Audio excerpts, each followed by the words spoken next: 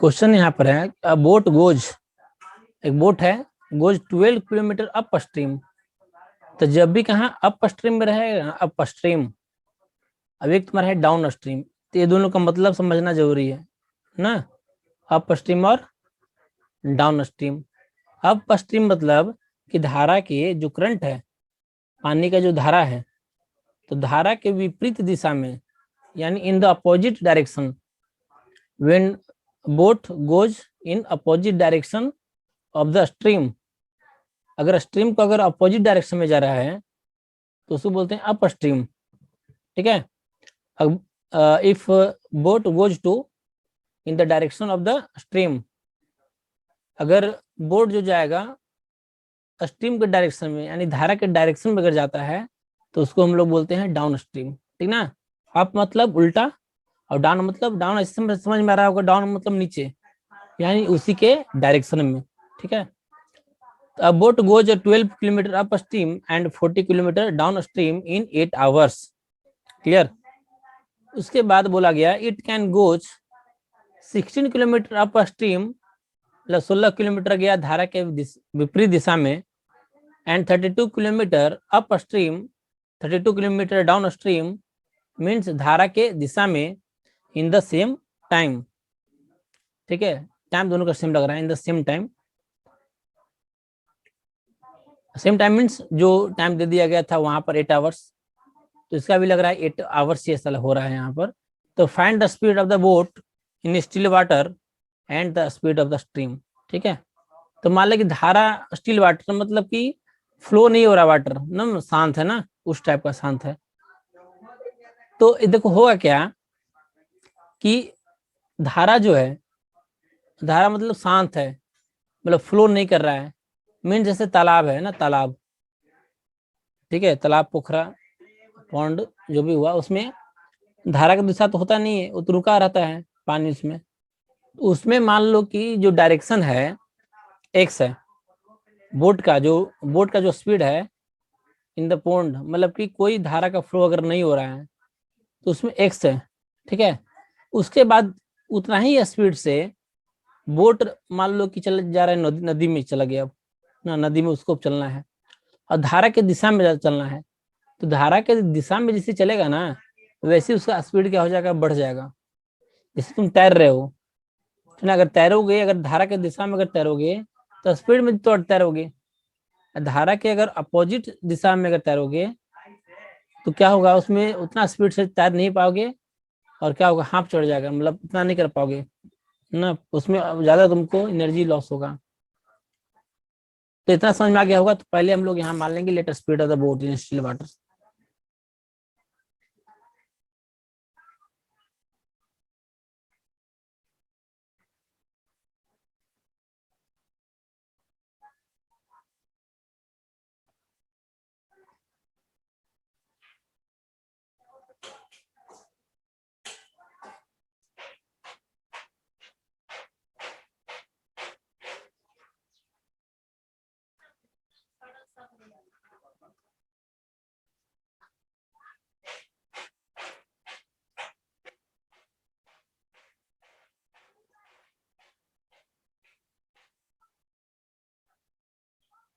Net लिखा हुआ है and speed of the stream,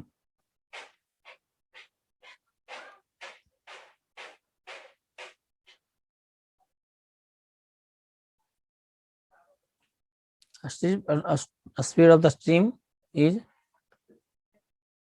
y kilometre per our.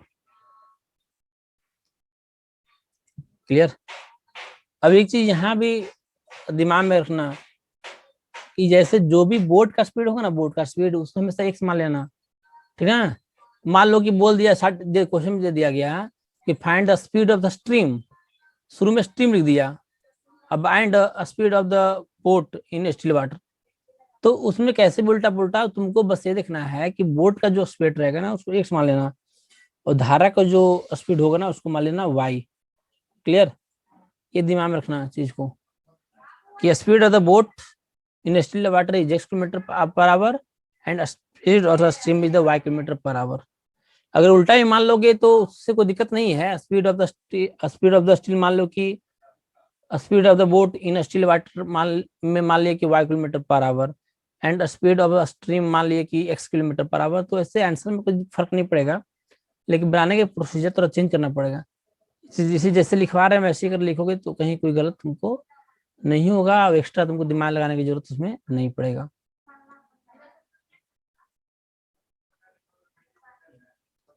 इसके बाद क्या मानना है, स्पीड ऑफ बोट लिखना है नेक्स्ट। उसके बाद स्पीड ऑफ बोट इन, यहाँ क्या ऊपर क्या मानता है, speed of boat in still water. नीचे में क्या लिख रहे हैं, speed of boat in up stream, in up stream मतलब धारा के विपरीत दिशा में। तो क्या हो जाएगा, दोनों घटा देना बस, x minus Y kilometre per hour ना। धारा के विपरीत दिशा में गया ना, धारा के विपरीत दिशा में गया तो स्पीड कम हो जाएगा, तो उसमें लिख देंगे x minus Y kilometre per hour. Clear. उसके बाद speed of boat in downstream मतलब धारा के दिशा में x plus Y kilometre per hour. ये जो चीज लिखे है ना, ये तुमको हर एक में लिखना है यहाँ तक। Clear. Speed of boat in upper stream x minus Y kilometre per hour और speed of boat in downstream is x plus Y kilometre per hour.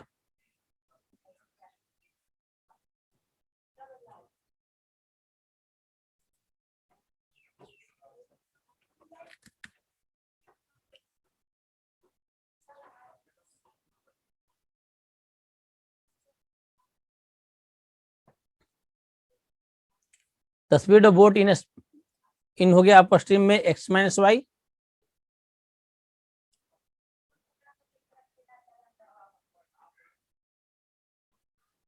और speed of boat in downstream हो गया x plus Y.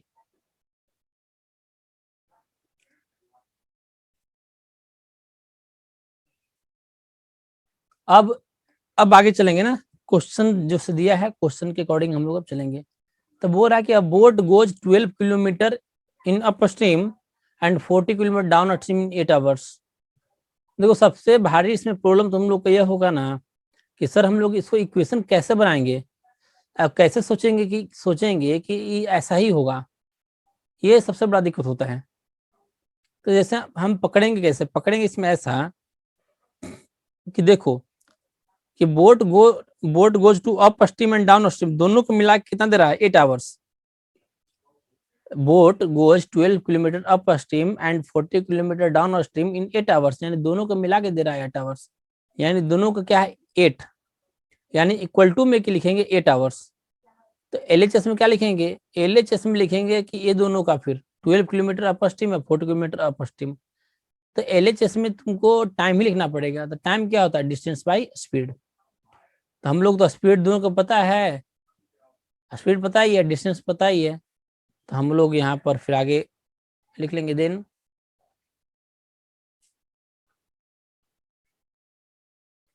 कितना कितना दिया हुआ है, तो 12 किलोमीटर और 40 किलोमीटर,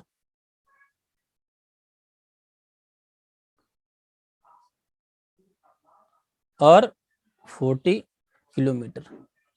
स्पीड क्या है, पहला तो अपर स्ट्रीम दिया हुआ है ना x माइनस वाई, अब इसमें दिया है डाउन स्ट्रीम यानी x प्लस वाई, और दोनों को मिला के लग रहा है तुम्हारा 8 आवर्स ना।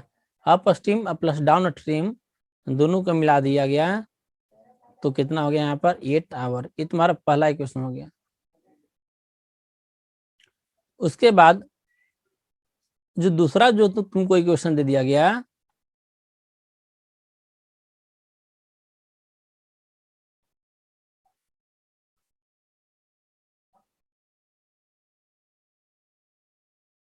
सेकेंडरी यहाँ पर लिख लेते हैं 16,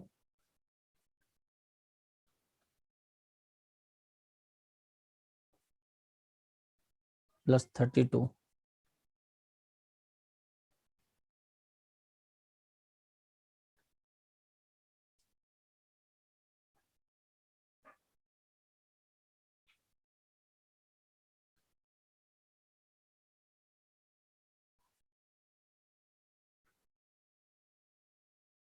सेम टाइम इन 8 ईयर। ये दोनों इक्वेशन पहले अच्छे से लिख लो, दोनों इक्वेशन, ठीक है। पहला क्या बोला, दोनों को ऐड कर देना है। for 12 kilometer in the downstream and 40 kilometer 12 kilometer in upstream and 40 kilometer in the downstream। दोनों को टाइम लग रहा है 8 आवर्स। फिर दूसरा क्वेश्चन दे दिया गया कि 16 kilometre and upstream and 32 kilometre downstream, दोनों का टाइम दे दिया इन द सेम टाइम, यानी 8 आवर ही लग रहा है। तो इसको हम लोग इक्वेशन बना लिया गया यहाँ से इक्वेशन। बाकी तो सॉल्व करके एक्स और वाई का वैल्यू तुमको निकालना है, ठीक है। इसके बाद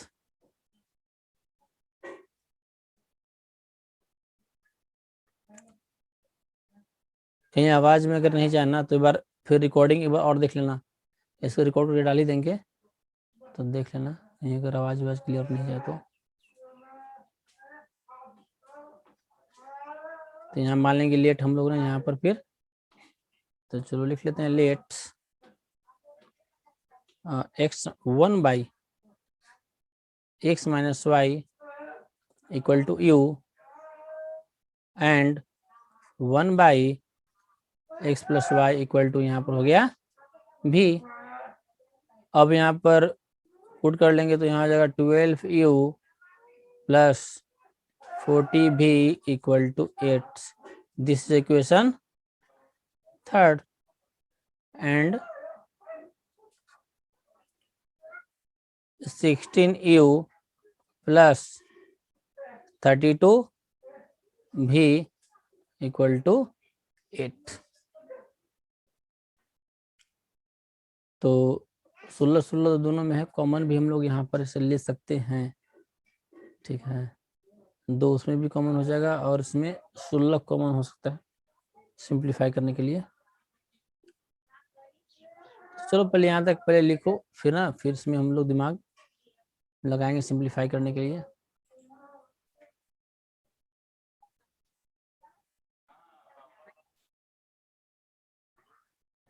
ठीक है, तो एलिमिनेशन मेथड, सब्स्टिट्यूशन मेथड और क्रॉस मल्टीप्लिकेशन मेथड। तो एलिमिनेशन से भी करोगे ना, तुम लोग कोएफिशिएंट को बराबर करते हैं, कोएफिशिएंट ऑफ यू या कोएफिशिएंट ऑफ वी को, तो ऐसे मल्टीप्लाई करने में बहुत टाइम लगेगा। तो थोड़ा सा सोचे कि कुछ और हो सकता है क्या, तो ऐसे समझ करके ना किसी हम लोग किसी एक दूसरे में क्या करिए, घटा दिए, यानी इक्वेशन 4 में से माइनस कर दिए थर्ड को, ठीक है, सब्ट्रैक्टिंग थर्ड फ्रॉम 4। तो ऐसे कर दोगे ना तो देखो 16u plus 32v minus 12u plus 40v। फायदा यहाँ पर हुआ कि दोनों घट गया, 8 माइनस 8 जीरो हो जाएगा।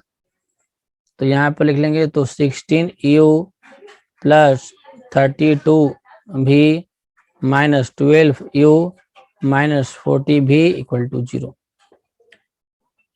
तो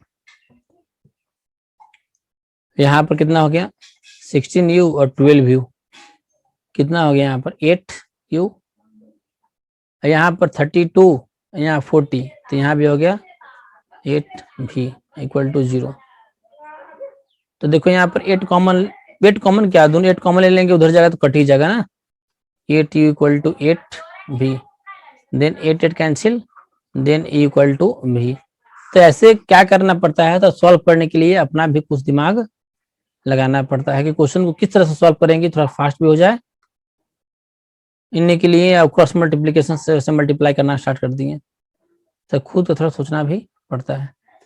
अब किसे पुट कर लो, अब चलो फ्रॉम थर्ड में u की जगह पर v लिख दो दोनों तरफ, तो 12u प्लस 40 u भी है, v की जगह पर क्या लिख दिया यहाँ पर u इक्वल टू 8। तो सॉल्व करते हैं यहाँ पर, 5, ठीक है।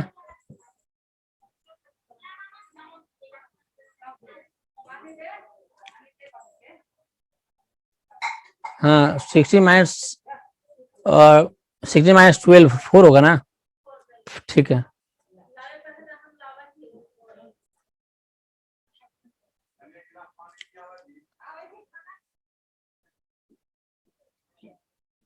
तो यहाँ जगह 4 ना, 4u, और ये तो सही है, तो 40 में से 32 गया तो 8 हो गया, ठीक है। ये सब देखते रहना है, कहीं कि मिसप्रिंट हो जाता है तो फिर पूरा पूरा फिर गलती होना स्टार्ट हो जाता है।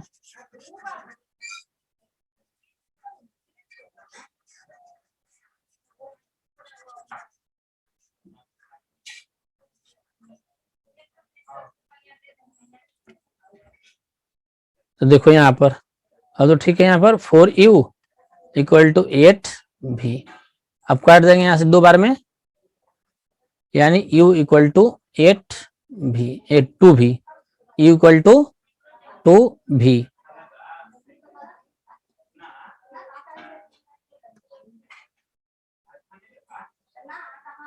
अब कहीं इसको पुट कर देंगे, फ्रॉम थर्ड में पुट कर लोगे तो 12u प्लस 40 इंटू v की जगह पे यहाँ लिख दो 2v equal to 8, then 12u 80v equal to 8। तो सॉल्व कर लोगे, यहाँ पर 12 यहाँ पर u है, ठीक ना, तो सॉल्व कर लोगे तो यहाँ पर 2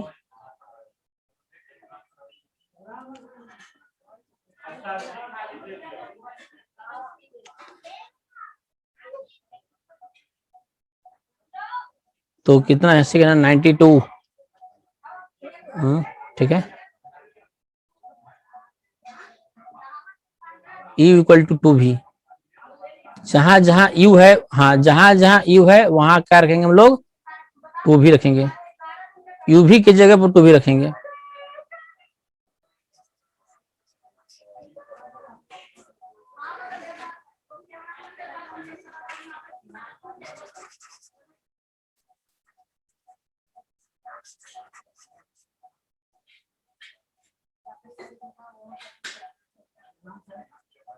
तो यहाँ 12 था ना, 12 क्यू के जगह पर रखना है 2v, यहाँ आएगा 2v, ठीक है, plus 40v equal to 8। Solve कर लेंगे कितना हो जाएगा,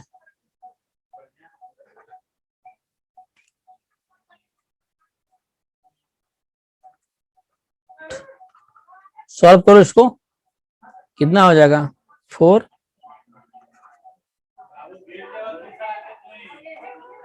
8, ठीक ना। तो यहाँ पर तुम्हारा हो गया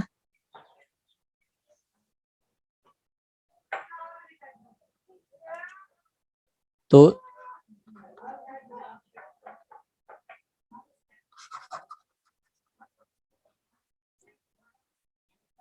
यहाँ पर कितना हो गया 64v इक्वल टू 8।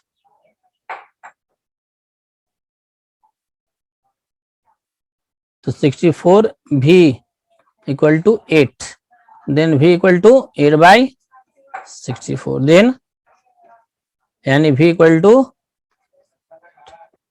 क्लियर।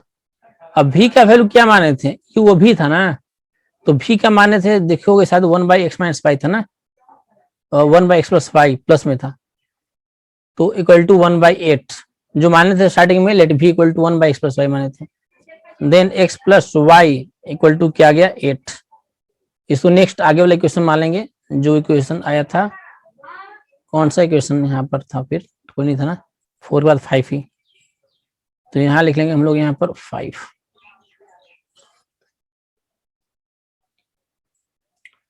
ऐसे फिर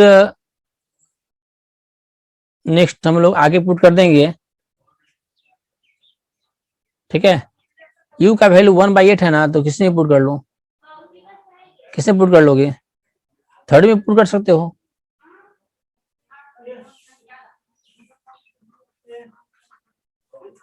पुटिंग v इक्वल टू 1/8 इन इसमें थर्ड में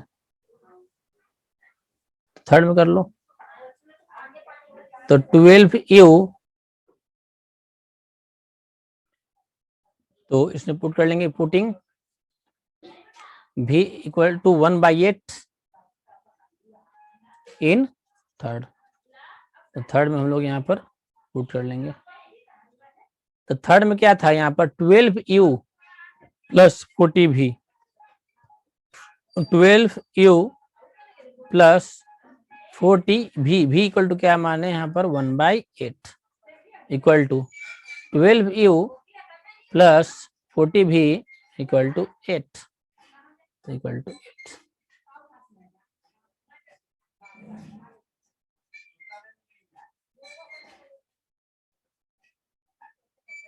तो 12u equal to then 12u equal to 3, then u equal to 3/12, then u equal to 1/4। u equal to 1/4 है, तो u का वैल्यू क्या माने यहाँ पर 1/x माइनस वाई है ना, 1/x minus Y equal to 1/4, then x minus Y equal to, इसको मान लिया हम लोग यहाँ पर 6। अब दोनों को ऐड कर देंगे तो x का वैल्यू निकल जाएगा, और किसी में पुट कर देंगे तो फिर y का वैल्यू निकल जाएगा। तो सॉल्व करने के लिए सब जानते ही हो। इसके बाद तो अब निकालना है, तो दोनों को ऐड क्या कर देंगे हम लोग, अब ऐड कर देंगे।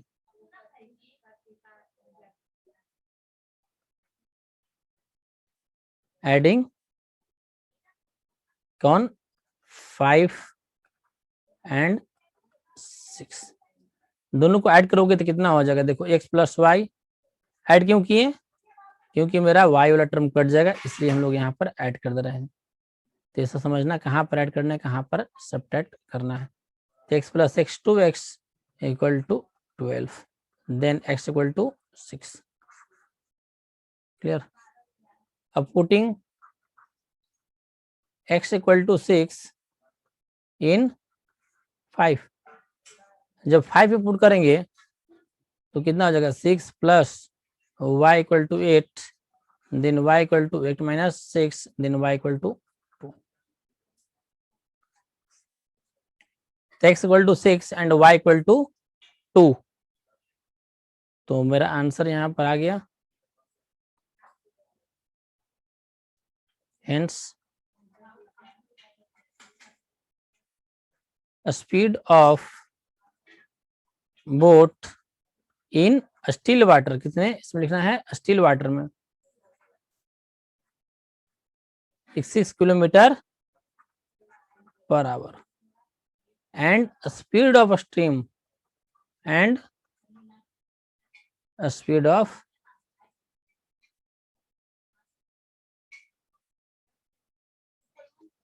ठीक है। चलिए इसको पूरा लिख लेना है, बढ़िया से कंप्लीट कर लेना, ठीक ना। अगर दोबारा डाउट होगा तो एक बार वीडियो देख लेना, तो पूरा कंसेप्ट क्लियर हो जाएगा।